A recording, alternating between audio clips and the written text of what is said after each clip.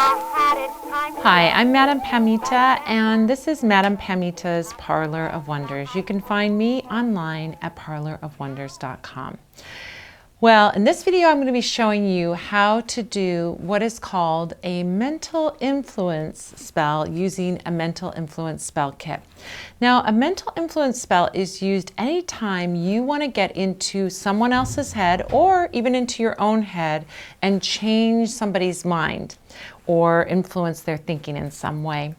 So this can be used on other people to get them to think your way or get them to think in a way that you want them to think, but it also can be used on yourself where you want to get some kind of positive thoughts in your mind or you want to shift your thinking about some kind of issue.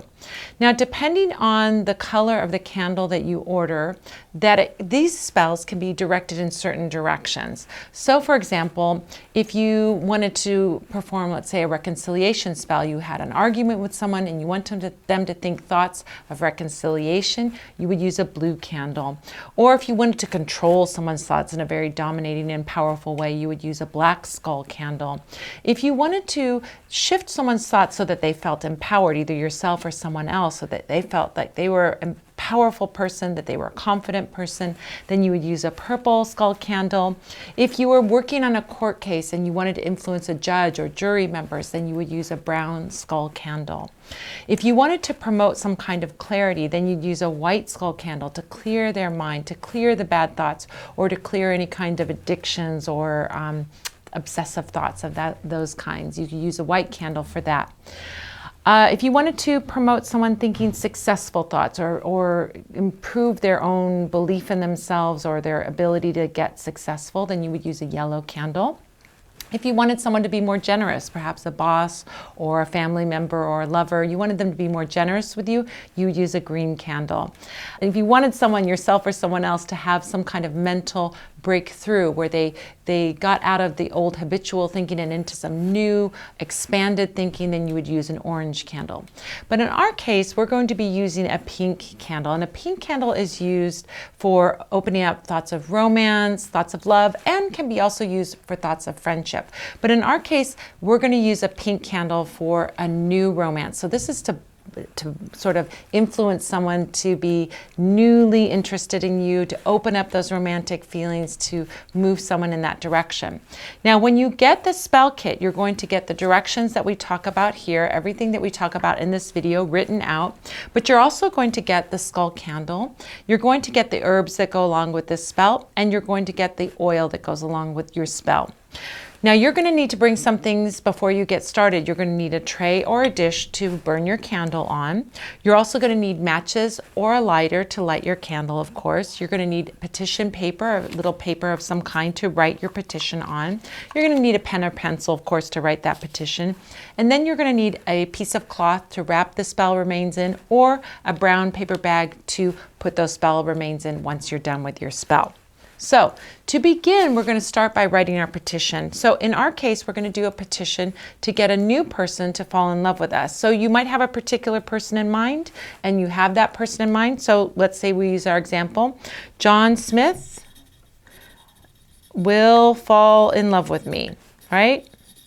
Or John Smith will fall in love with your name. You can write your name. Once you've written that petition out on your paper, set it aside. And now we're going to start to work on that candle. Now, the beautiful thing about working with a skull candle is that you can work on it over time. What I recommend in the spell instructions that come with this kit is that you work on it for 7 days. So every day you're going to do the following. You're going to put a little drop of the oil that comes with your kit, and you're going to put that on the skull candle. Now we're going to treat this almost like we would treat a poppet. We're going to work on John Smith in this example remotely. We're going to rub that oil on in an upward motion all over that candle. And as we caress it gently, we're going to talk to John Smith, telling him what it is that we want him to think. Now, if you can work on this spell when you know that the person is asleep, you know their habits, you know they go to sleep at a certain time, it's even better because you can get into their dreams, get into their ideas when they're most open. But if you don't know when they sleep or you can't do it at that time, then you can do it any time of day. But we're going to talk to that John Smith. You're going to think fondly of me. You're going to think romantic thoughts of me, and so on. Whatever it is that you want him to think, you're going to sort of say in a very hypnotic way what ideas you want to put in his head. Now, you're going to do that and then set the candle down in the tray and leave it alone. Do this over the course of 6 days. Every day, every day, either in the evening when you know he's asleep or whatever time you can get this work in, you're going to work for several minutes talking to him, telling him the ideas that you want to put in his head.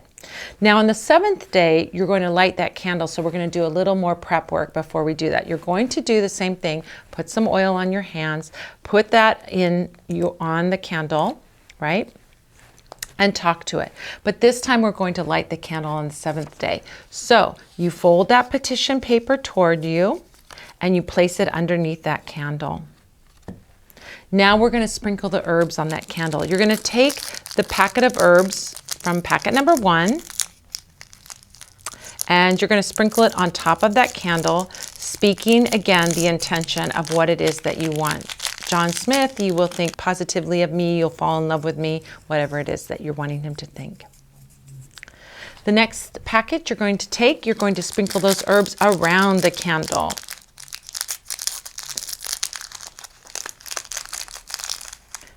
Sprinkle those herbs around the candle.